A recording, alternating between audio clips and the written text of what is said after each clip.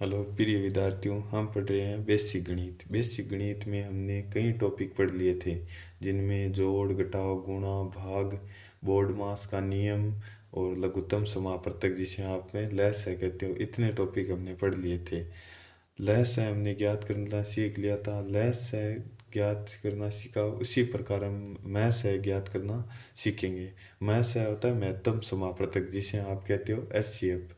जितना ज़रूरी लसाअ है उतना ही ज़रूरी क्या है, महसाअ। तो हम इस वीडियो में एक टॉपिक नया स्टार्ट कर रहे हैं, जिसे महत्तम समापवर्तक यानी महसाअ कहते हैं, एचसीएफ। आप एचसीएफ कैसे ज्ञात कर सकते हो, उसके बारे में आज हमें पढ़ेंगे। देखो, जैसे आपने लसाअ ज्ञात किया था, तो लसाअ में आपने क्या किया था कि दोनों संख्याओं का साथ में लसाअ निकाला था। तीन संख्याएं तो तीनों संख्याओं का साथ में लसाअ निकाला था। चार संख्याएं थी तो चार संख्याओं का साथ में लसाअ निकाला था। यानी जितनी भी संख्याएं उनका आपने लसाअ निकाला तो एक साथ निकाला था। लेकिन आपको ध्यान रखना है कि जो महस है वो कितनी भी संख्याएं दे दे आपको, उन संख्याओं का एक साथ ज्ञात नहीं कर सकते। इसलिए हम उनका क्या ज्ञात करेंगे, अलग अलग ज्ञात करेंगे। तो शुरू करते हैं। सबसे पहला प्रश्न दे रखा है, 36 और 18 का महस ज्ञात करो। तो महस किस प्रकार से ज्ञात करेंगे, दोनों संख्याओं का अलग अलग ज्ञात करेंगे। सबसे पहले हमको 36 दे रखा, तो हम लिखेंगे 36, और दूसरी तरफ हमको दे रखा है 18, तो उसका भी लिख देंगे 18। इस प्रकार दोनों संख्याओं को आपका अलग अलग ज्ञात करना है। तो सबसे पहले 36, 36 में किसका भाग जाएगा, दो का जाता है, तो हम दो का देंगे। 36 में दो का भाग देंगे तो कितना आएगा, 18 आएगा। फिर हम 18 में किसका भाग देंगे, दो का देंगे, तो कितनी बार जाएगा, 9 बार जाएगा। फिर 9 में किसका भाग देंगे, 9 में देंगे तीन का भाग। दो का तो जाता नहीं है, इसलिए तीन का देंगे, कितनी बार जाएगा, तीन बार। फिर तीन का देंगे, तीन में कितनी बार जाएगा, एक बार। ये खत्म हो गया यहाँ पर। अब आगे 18 में देते हैं। 18 में दो का भाग देंगे, कितनी बार जाएगा, 9 बार। अब 9 में किसका भाग जाएगा, तीन का, तो तीन का देंगे, कितनी बार जाएगा, तीन बार। फिर तीन में तीन का भाग देंगे, कितनी बार जाएगा, एक बार। इस प्रकार दोनों ही पूरे हो गए। अब आपको लिखना है क्या, कि सबसे पहले 36 था, तो लिखोगे 36 बराबर क्या आएगा, दो गुणा दो गुणा दो, तीन गुणा तीन, लिख दिया। फिर आपको क्या लिखना है, 18। 18 लिखा, और 18 के बराबर में क्या आएगा, दो गुणा तीन। अब आपको ध्यान क्या रखना है, एस शेप का मतलब होता है हायर कॉमन फैक्टर, यानी कि ज़्यादा से ज़्यादा संख्याएं जो इनमें से कॉमन है, यानी दोनों में एक जैसी है, उन्हीं संख्याओं को लेना है, और वो क्या होता है, इसका मैस होता है। तो लिखेंगे 36 और 18 का मैस है, 18 का मैस है बराबर क्या आएगा। देखो, इसमें दो है और इसमें भी दो है, तो इस दोनों में से एक दो ले लो, ये लो। इसमें दो है, इसमें नहीं है, तो इसको नहीं लेना, छोड़ दो। इसमें तीन है, इसमें तीन है, तो किसको लेना है, तीन को। फिर गुणा का चिन्ह, और इसमें भी तीन है और इसमें भी तीन है, यानी तीन ले लिया। अब इनको गुणा करा दो। तीन को तीन से गुणा किया 9, 9 को दो से गुणा किया 18। इसलिए 36 और 18 का मैस है, क्या आ जाएगा, 18। यानी 18 वह सबसे बड़ी संख्या है जो 36 को भी विभाजित कर देगी और 18 को भी विभाजित कर देगी।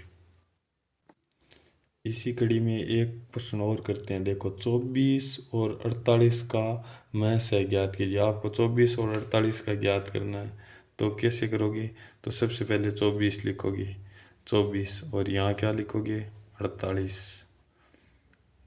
पहले 24, 24 में किसका भाग जाता है, तो दो का, दो का दे दो। 24 में कितनी बार जाएगा, 12 बार। फिर 12 में किसका भाग जाता है, तो दो का, कितनी बार जाएगा, 6 बार। फिर 6 में किसका भाग जाता है, तो दो का, कितनी बार, तीन बार। फिर तीन में किसका भाग जाएगा, तीन का, यानी कितनी बार, एक बार। इसी प्रकार 48, 48 में दो का भाग देंगे, कितना आएगा, यानी 24, और 24 में दो का भाग देंगे तो कितना आएगा, 12। 12 में दो का भाग देंगे तो कितना आएगा, 6। 6 में दो का भाग देंगे तो कितना आएगा, तीन, और तीन में तीन का भाग देंगे तो कितना आएगा, एक। अब लिखेंगे कैसे, कि 24 बराबर दो गुणा दो गुणा दो गुणा तीन।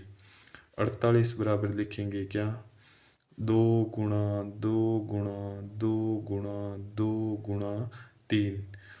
अब लिखना है 24 और 48 का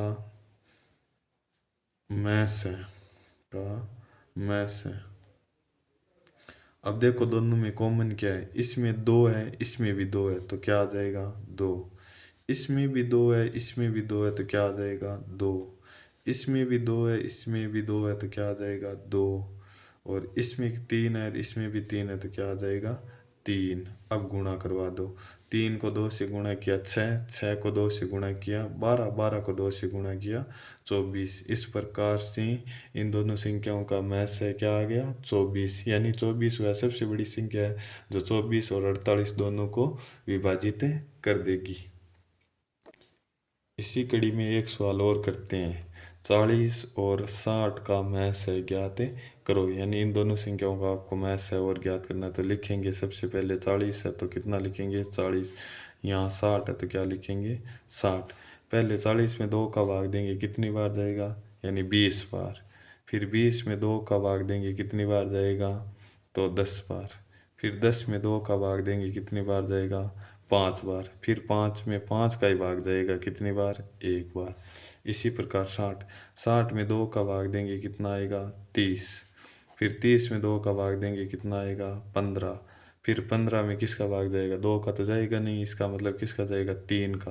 15 में 3 का भाग दिया कितनी बार, 5 बार। फिर 5 में किसका भाग जाएगा, 5 का कितनी बार, 1 बार। ये हो गया। अब लिखेंगे क्या, 40 बराबर 2 गुणा 2 गुणा 2 गुणा 5। फिर आगे 60 बराबर क्या लिखेंगे, 2 गुणा 2 गुणा 3 गुणा 5। अब क्या लिखेंगे 40 और 60 का मैस है, 60 का मैस है, 60 का मैस है, तो आ जाएगा बराबर। देखो इसमें 2 है, इसमें 2 है, तो क्या आ जाएगा 2 गुणा, इसमें भी 2 है, इसमें भी 2 है, तो क्या आ जाएगा 2। इसमें 2 है लेकिन इसमें 2 है नहीं, तो इसको छोड़ देंगे। इसमें कितना है 5, इसमें भी क्या है 5, तो क्या आ जाएगा 5। अब इसमें 3 है लेकिन ऊपर वाले में 3 नहीं है, तो इसको नहीं लेंगे। अब गुणा करा दो, 5 को 2 से गुणा किया 10, 10 को 2 से गुणा किया 20, यानी इसका मैस है क्या आ गया 20। यानी 20 वह सबसे बड़ी संख्या है जो 40 और 60 दोनों को क्या कर देगी, विभाजित कर देगी। इस प्रकार हमने बहुत सारे सवाल कर लिए हैं। उम्मीद करते हैं आपको समझ में भी आ गए होंगे। अगर हमारा वीडियो आपको अच्छा लग रहा है तो आप इसको लाइक करें, सब्सक्राइब करें चैनल को, और ज़्यादा से ज़्यादा अपने छोटे दोस्तों को शेयर करें ताकि वो भी इसको सीख सके और वो भी अपने गणित के बेसिक को और अधिक मजबूत कर सके। इसी के साथ जय हिंद, जय भारत।